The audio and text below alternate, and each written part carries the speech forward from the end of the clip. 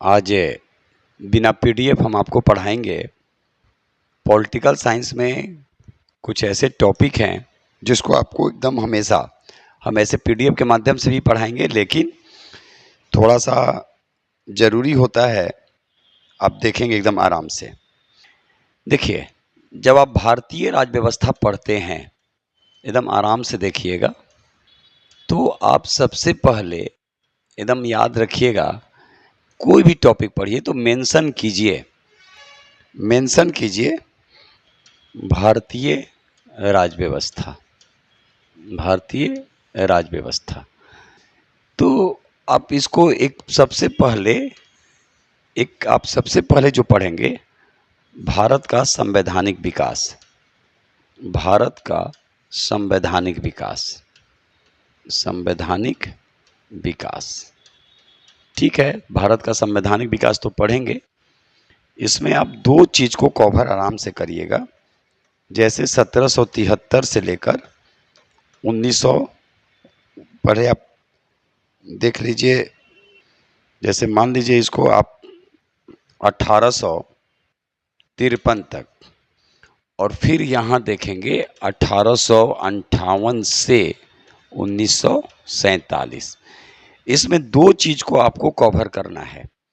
पहला संवैधानिक ये एक्ट तो है, और दूसरा गवर्नर जनरल ऑब्लिक वायसराय। हम ऐड करके पढ़ाएंगे आपको, याद रखिएगा, गवर्नर जनरल ऑब्लिक वायसराय।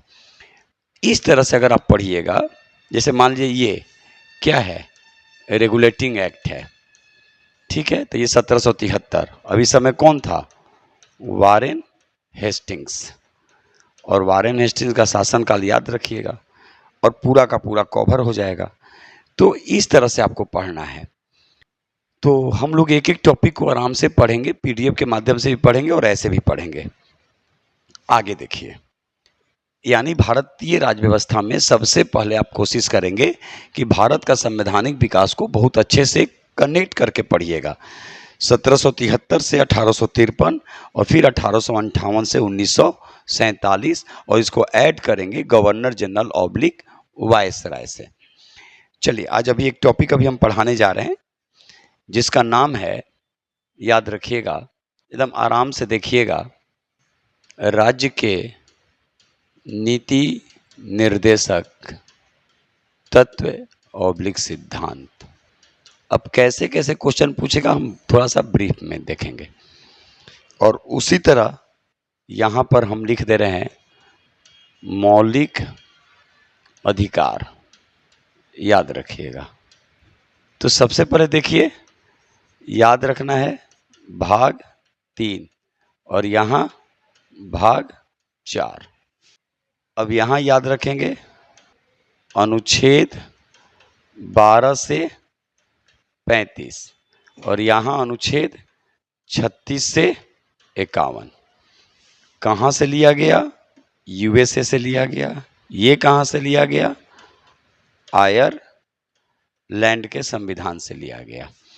अब ये 12 से 35 में, अब ये देखेंगे कि इसमें कितने हैं, तो ये 6 हैं। लेकिन पहले इसमें 7 था, तो सातवां कौन था, तो ये था संपत्ति का अधिकार। 100 से 7 और 100 से संपत्ति, जिसको 44वें संविधान संशोधन 1978 में क्या किया गया, मोरारजी देसाई की सरकार आती है और इसे मौलिक अधिकार से हटाकर कहाँ रख दिया गया, कानूनी अधिकार। कहाँ, 300 के ए में। तो ये सब क्वेश्चन आपसे पूछे जाएंगे, ठीक है। इसके लिए हम लोग न्यायालय में जा सकते हैं। कहाँ, सुप्रीम कोर्ट में जा सकते हैं, अनुच्छेद 32, और हाई कोर्ट में जा सकते हैं 226। यानी मौलिक अधिकार हमसे छीना नहीं जा सकता, उसके लिए बहुत प्रयास करना पड़ेगा, याद रखेगा। तो ये तो हम अभी इस तरह से पूछे आपसे। लेकिन अगर पूछा जाएगा कि अगर मान लीजिए कि मौलिक अधिकार में ही अगर आपसे पूछा जाए कि समानता, स्वतंत्रता और बंधुत्व ये कहाँ से लिया गया, तो ये लिया गया फ्रांस की राज क्रांति से। और फ्रांस की क्रांति भी पढ़ाएंगे। तो फ्रांस की राज्य क्रांति से लिया गया। कहाँ, कब? 1789 में फ्रांस की राजक्रांति हुई और जब भारत का संविधान बना तो ये समानता, स्वतंत्रता और बंधुत्व को शामिल किया गया। लेकिन मौलिक अधिकार कहाँ से लिए गए? ये लिया गया यूएसए के संविधान से। ठीक है। उसी तरह देखिए, ये राज्य का नीति निर्देशक, इसके लिए हम लोग न्यायालय में नहीं जा सकते हैं और ये 36 से 51 तक है। तो आपको कुछ इसमें अनुच्छेद याद रखना है, जैसे 41 काम के लिए है, 44 यूसीसी है, आपको 45, 46, 47। अब मान लीजिए 47 में क्या है? मद्य निषेध है ना, मद्य निषेध। तो बिहार सरकार क्या की है, आप खुद देखिए, बिहार सरकार पूरी तरह से शराब को अवैध घोषित कर दिया। तो ये आप इसके लिए नहीं जा सकते हैं न्यायालय में, क्योंकि वो राज्य को दिया गया अधिकार। उसी तरह 48 में क्या है? कृषि और पशुपालन। 48 के क्रम में क्या है? पर्यावरणों का संरक्षण। उसी तरह 49 में क्या है? स्मारकों का संरक्षण। और 50 में क्या है? 50 में है कार्यपालिका का न्यायपालिका से पृथक्करण। तो इस तरह से आपको पढ़ना पड़ेगा और डेप्थ में, और रटने से नहीं होगा। जब तक आप कॉन्सेप्ट के साथ नहीं पढ़ते हैं, एक एक लाइन को नहीं पढ़ते हैं, तब तक दिक्कत आएगी। उसी तरह हम आगे चलिए देख रहे हैं। तो ये हुआ मौलिक अधिकार, ये हुआ राज्य के नीति निर्देशक तत्व।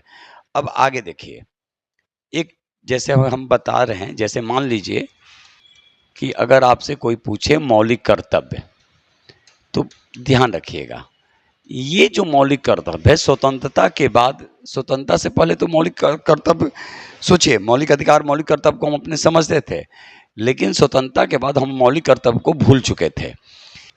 तब क्या हुआ? एक संविधान में संशोधन हुआ 42वां। कब? 1976। अनुशंसा किसने किया? सरदार स्वर्ण सिंह। पूरा डिटेल तो शनिवार विशेष में होता ही है, अभी नहीं लेके आ रहे हैं, थोड़ी सी तबीयत के कारण। तो सरदार स्वर्ण सिंह समिति की अनुशंसा पर, ठीक है, मौलिक कर्तव्य को भाग 4 के क और अनुच्छेद 51 के क में जोड़ा गया। और उस समय कितना था मौलिक कर्तव्य? तो इस समय याद रखिएगा, जब मौलिक कर्तव्य को 42वें संविधान संशोधन, इसको, ये तो एक अलग टॉपिक है, 42वां संविधान संशोधन, मिनी कॉन्स्टिट्यूशन, उस पर हम लोग देखेंगे बाद में। उस समय मौलिक कर्तव्यों की संख्या 10 थी, लेकिन 86वां संविधान संशोधन अधिनियम जो 2002 आया, जिसमें शिक्षा के अधिकार को मौलिक अधिकार में 21 के 1 में जोड़ा गया और 11वां मौलिक कर्तव्य बनाया गया। 11वां मौलिक कर्तव्य बनाया गया, मौलिक कर्तव्य यानी फंडामेंटल ड्यूटीज बनाया गया। तो इस तरह से आपसे क्वेश्चन पूछे जा सकते हैं। और इसको कहाँ से लिया गया? मौलिक कर्तव्य को यानी फंडामेंटल ड्यूटीज को कहाँ से लिया गया? तो यूएसएसआर के संविधान से लिया गया। तो देख लेंगे, एफआर कहाँ से लिया गया? फंडामेंटल राइट्स, यूएसए से लिया गया। डीपीएसपी कहाँ से लिया गया? तो ये लिया गया आयरलैंड के संविधान से, आयरलैंड के संविधान से। और एफडी कहाँ से लिया गया? फंडामेंटल ड्यूटीज कहाँ से लिया गया? तो यूएसएसआर के संविधान से लिया गया। तो इस तरह से आपको डेप्थ में पढ़ना पड़ेगा और हम आपके सामने एक एक टॉपिक को आराम से पीडीएफ के माध्यम से भी लाएंगे और कहीं भागने की जरूरत नहीं है। हम एक बार फिर बोलेंगे, 12 महीना 14 महीना जो भी लगे, एक बार संपूर्ण सिलेबस को, क्योंकि हम जब आपके सामने जो सेट अब लेकर आएंगे अगले बार, उसमें हम आपको पहले टॉपिक लिख देंगे, टॉपिक लिख देंगे सेट में, जैसे देखिए, और तब हम उसके सामने क्वेश्चन रखेंगे। जैसे मान लीजिए कि हम टॉपिक में रखे, मान लीजिए भारतीय इतिहास में प्राचीन, तो प्राचीन में जो टॉपिक होगा, मान लीजिए कि हमने लिया क्वेश्चन पाषाण से, तो पाषाण को यहाँ पे मेंशन कर देंगे। अब मान लीजिए मध्यकाल का हम लिए, मध्यकाल का लिए, वो सब बना हुआ है, बना रहे हैं उस चीज को। मध्यकाल में लिए दिल्ली सल्तनत, तो दिल्ली सल्तनत से क्वेश्चन रहेगा।